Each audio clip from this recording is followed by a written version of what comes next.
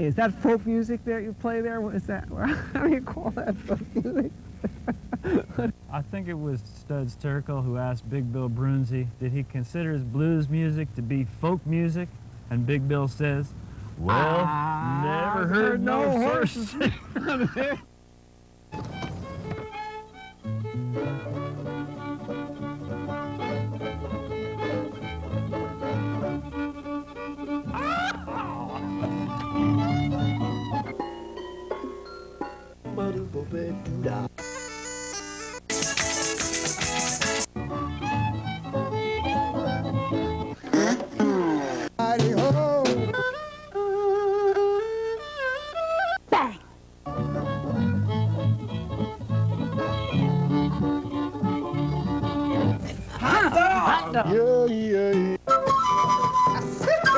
Don't hesitate. It could be your ticket to a new tomorrow.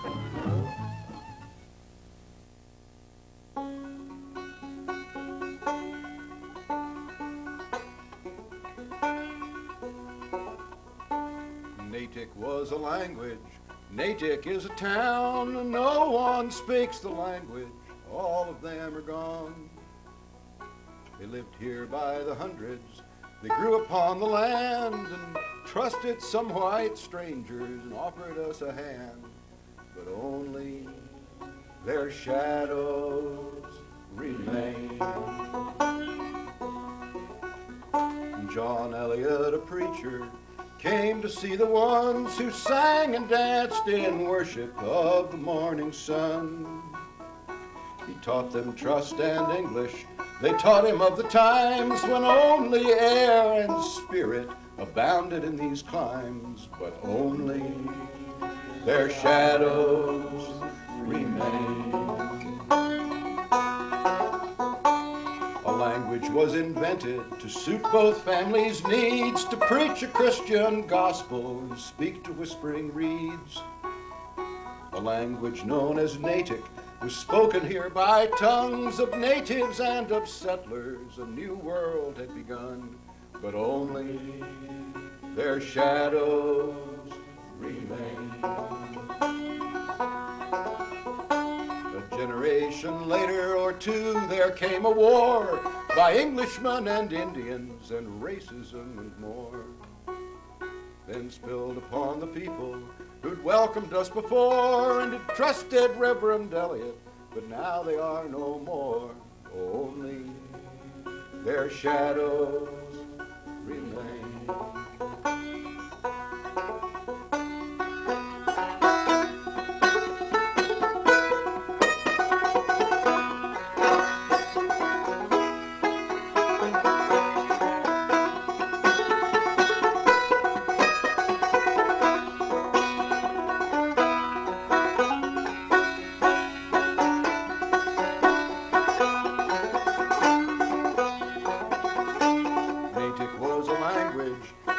Is a town, no one speaks the language, all of them are gone.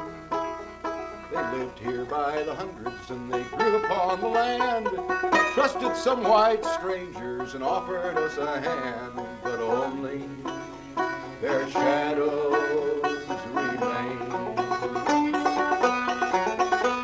Only their shadows remain.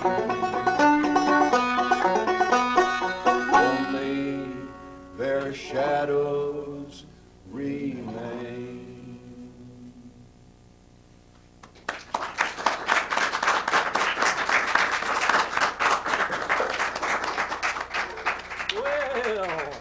Well.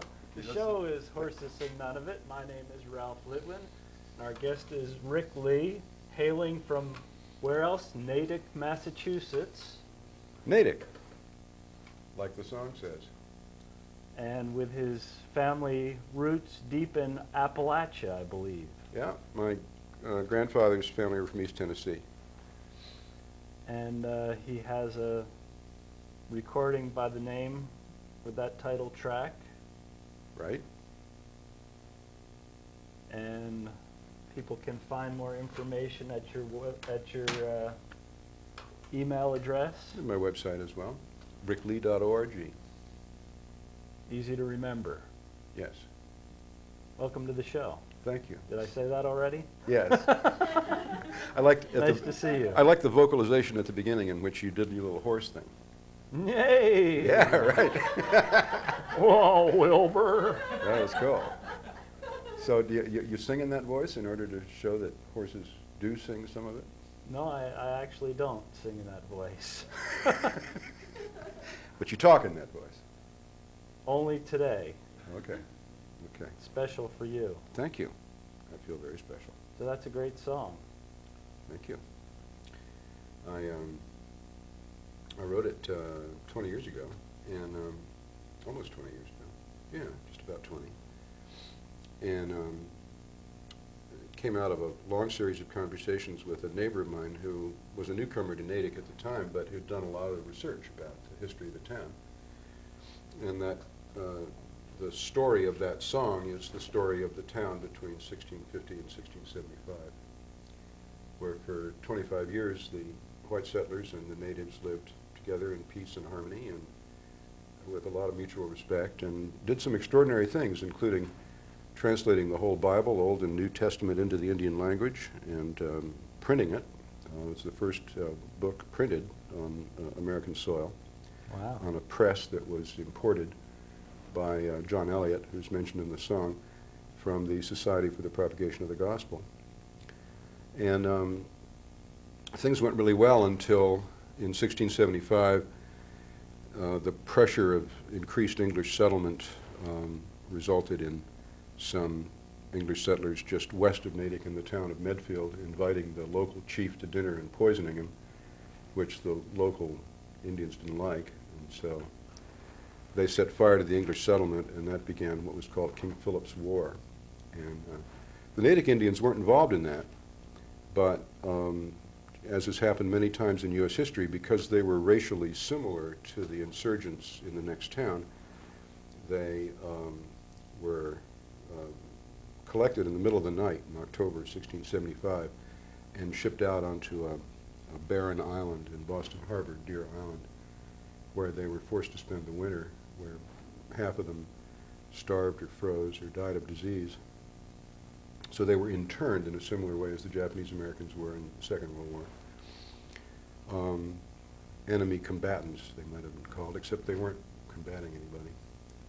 And when they were let off the island in 1676, their property had all been appropriated by English settlers. So they dispersed, those who were left, to Orono, Maine, and to southeastern Massachusetts. And that was the end of Natick, essentially. Well, now Natick is a totally white settler suburb. This land is your land. Yeah, right, exactly, exactly. So maybe we should sing about something happier. Should we sing about something Yeah, happier? that is quite a story and quite a song, though. Thank you. This is a marriage of two traditional pieces. One, a set of lyrics to True Thomas, or Thomas the Rhymer, which is an old ballad from at least the 14th century, and a tune called The Languor of Love, which was collected by Captain Simon Fraser. And I never really liked the tunes to True Thomas, although I've loved the story for many years. And I woke up one morning with this tune in my head, and I thought, well, I can sort of muscle them together. I can make the story of True Thomas fit to this lovely tune called The Languor of Love. Both Scottish, both from Scotland. The Languor of Love is a Scots Gaelic air, and True Thomas, or Thomas the Rhymer, is a so-called child ballad. It's the beginning of a sequence where this mortal True Thomas is captured by the Queen of the Fairies and held by her for 7 years. And then the next song in the cycle is The Wee Wee Man, where from time to time he shows up briefly and then disappears. And then the story of the rescue is a song called Tam Lin, which I recorded on that same CD. This True Thomas, The Languor of Love is on my new CD, not yet released. Should be out early 2005. The title will be Just Look What Thoughts Will Do. True Thomas.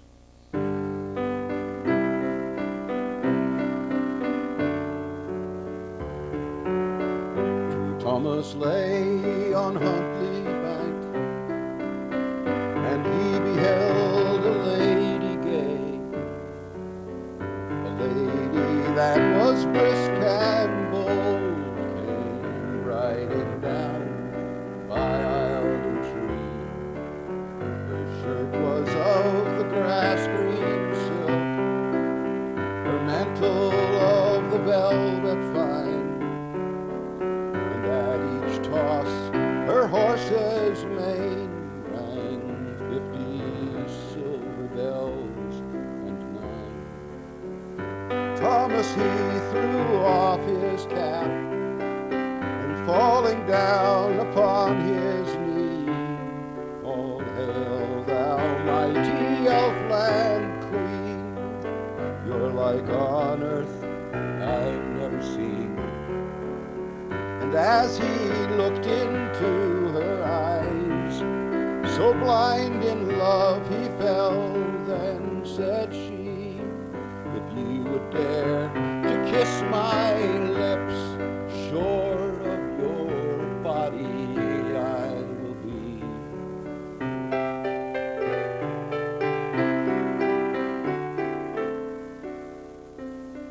Now you have kissed my 2 lips, it's with me you now must ride, and you must serve me 7 years through weal or woe as chance betide.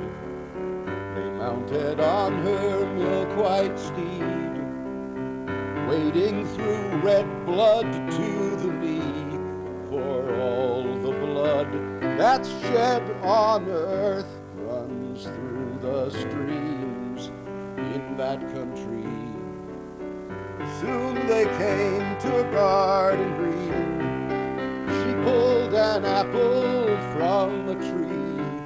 Take this, true Thomas, for your wage, and you'll have a tongue that never lies. Be careful in your silences, as you are careful what you say, and may your truth outlive them all, for as I say, so it must be.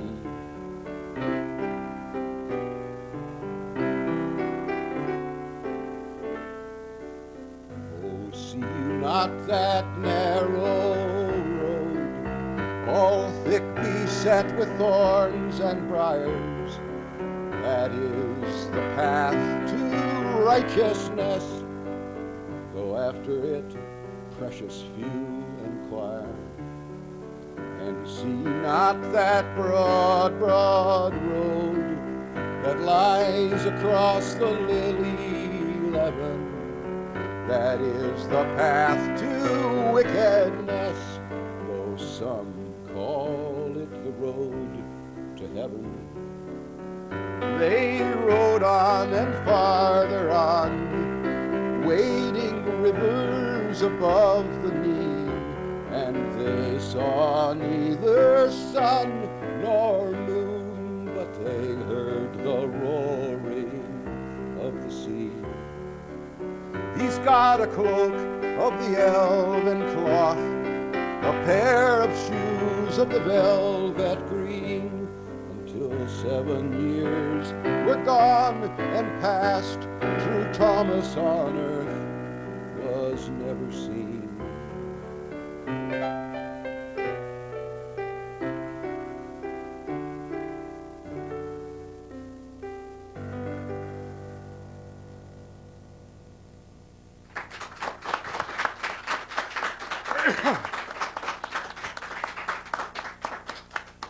Beautiful. We want to acknowledge our lovely audience in the studio today. Yay, give yourselves a round of applause. And for Sandy Riley, who brought them all here, our co-producer, a word of thanks. Thanks, Sandy. How's that? That was good. Is that a good word of thanks? Cool. Now, Rick and I first met when we were both invited to be on a radio show at the Boston Folk Alliance convention. Right. A radio show dedicated to songs of Uncle Dave Macon. Right. And we did. I forgot what you played. Did you play From Earth to Heaven? That's possible. You did. It's in my repertoire. Yeah. I'd rather ride a wagon and go to heaven than to hell in an automobile. A classic line. They don't write them like that anymore. He had the truth by the tail on That's that right. one. That's right. I'm not going to do any Dave Macon tonight, partly because I don't actually know who owns this. Are those in copyright still? Do you know? I believe that most of them were not copyrighted to begin with. Well, that one. I mean, he wrote that. That was no trad song. Well, he wrote most of those, Yeah, right. but I think he failed to copyright them. Oh, well, then. If you maybe search the copyright logs, they don't appear. Okay. Well, this isn't a Dave Macon song. This has nothing to do with Dave Macon. It's another ballad from about the same period as the one I just did, but this is in a more Southern Mountain version, sort of a paste-up of several. One from Tom Ashley, Clarence Ashley, and one from Gene Ritchie. And it's the story of Lady Margaret and Sweet William. And the reason I thought of doing it was I just got emailed today. You know Adam McNaughton, right? The guy who wrote like Ur Hamlet that Mike Agronoff does, and there are a bunch of his songs that have gotten around. I'll take your word for it. Okay. Anyway, he sent me an email today, and he had just got. I gave him that CD last summer. We did a swap, and this was his favorite song on it. So we'll dedicate this to Adam McNaughton.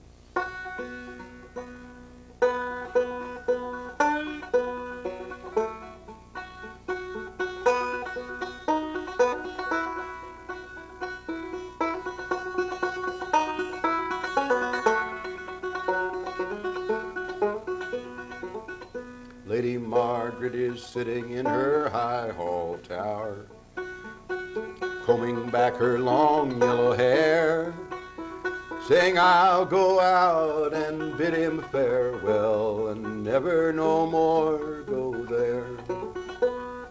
It was so late, late in the night, when they were fast asleep, Lady Margaret appeared all dressed in white and standing at their bed feet.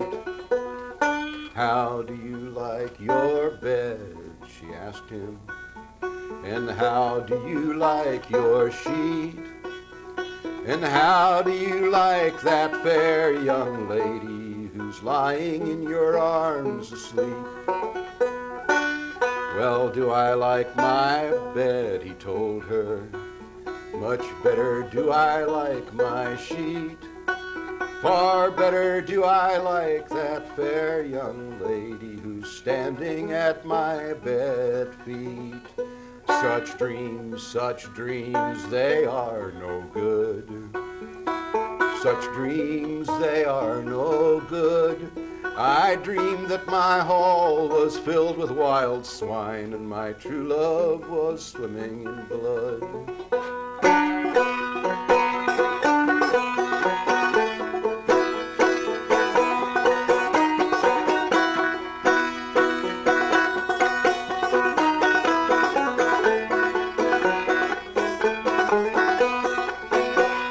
He called on his serving man to go and saddle up his dapple roan.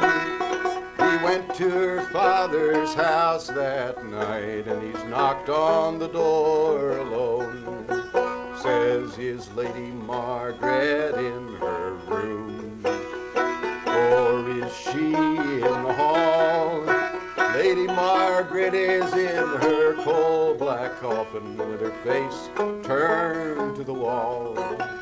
Unfold, unfold those ivory robes, be they ever so fine, and let me kiss her cold clay lips that I know would never kiss mine.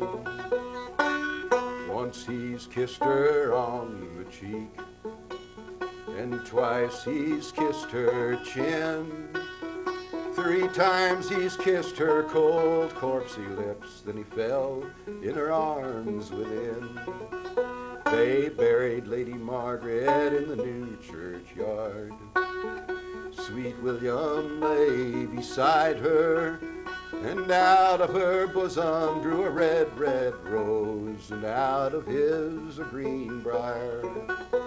They twined and they grew in the new churchyard, till they couldn't grow any higher. They twined and they grew in a true lover's knot, the red rose around the green briar.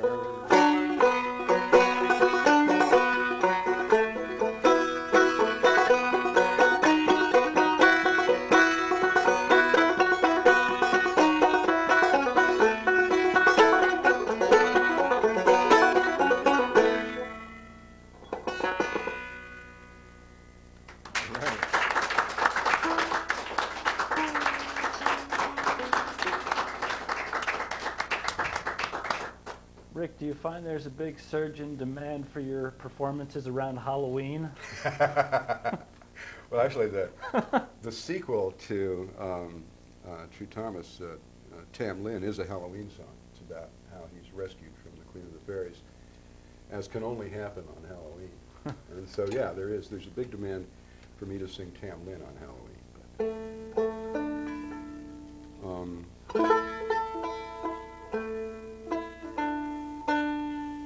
How's our time?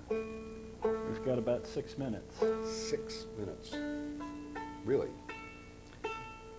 Having such a good time. Okay, we might make it. I'll do, this is a Doc Boggs song that actually my grandfather sang, but I was too stupid to learn it from him when I was a kid. And then he died and I couldn't learn it from him. But then Mike Seeger recorded Doc Boggs doing it in 1963. So I slavishly learned it off the recording, and then I sang it for my mother, and she said, "Oh, wow, you remember that from your grandfather singing it when you were 8.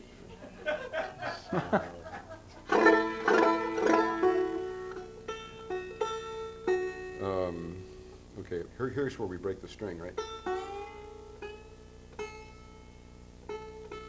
Oh, this is going to be bad. Bad planning.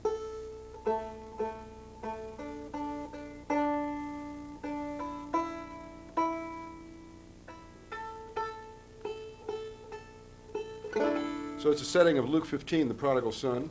You all know the story, and you'll learn the chorus quickly. Chorus goes, I believe I'll go back home. I believe I'll go back home, and I believe I'll go back home, acknowledge I've done wrong. When I left my father's house, I was well supplied. I made a mistake, then I did go. Now I'm dissatisfied, and I believe I'll go back home. I believe I'll go back home, and I believe I'll go back home, acknowledge I've done wrong. I'll go back to my father's house, a place I love so dear. There they have bread to eat, I was starving here, and I believe I'll go back home. I believe I'll go back home, and I believe I'll go back home, acknowledge I've done wrong. I'll go back to my father's house, and I'll fall down on my face. I'll declare I am unworthy, then I'll seek a servant's place, and I believe I'll go back home. I believe I'll go back home, and I believe I'll go back home, acknowledge I've done wrong. When the father seen him coming, he did greet him with a smile.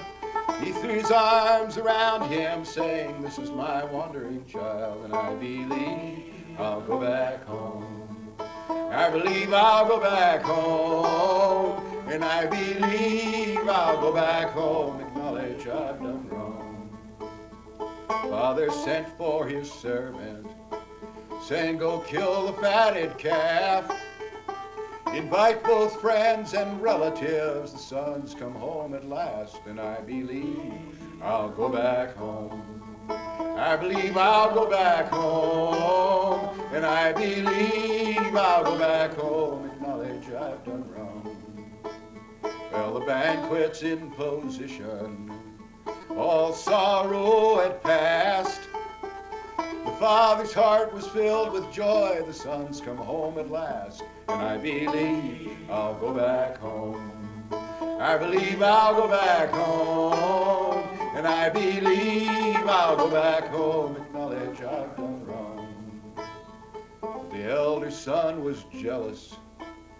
I believe I heard him say, you gave my brother his portion, but I never went away, and I believe I'll go back home. I believe I'll go back home, and I believe I'll go back home, acknowledge I've done wrong. Father says to his eldest son, you've been both good and kind. Not a calf I've given thee, but all I have is thine, and I believe I'll go back home. I believe I'll go back home, and I believe I'll go back home, acknowledge I've done wrong. Once more. I believe I'll go back home. I believe I'll go back home, and I believe I'll go back home, acknowledge I've done wrong. Okay, so we'll try You May Try again. All right. Pleasure having you on the show, Rick. We'll take it out with this little tune of your composition. That's right, which we've never played together before. I sent it to Ralph on an MP3, and he was learning it off of there. But now I need to tune to you.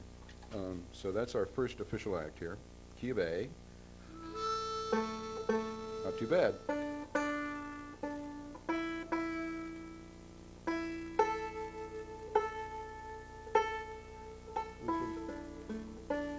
Say your email address one more time while we're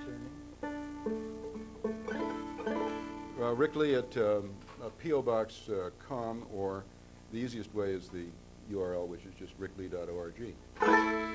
We in tune? Well, it's tolerable, right? Close enough for country. Horses don't tune.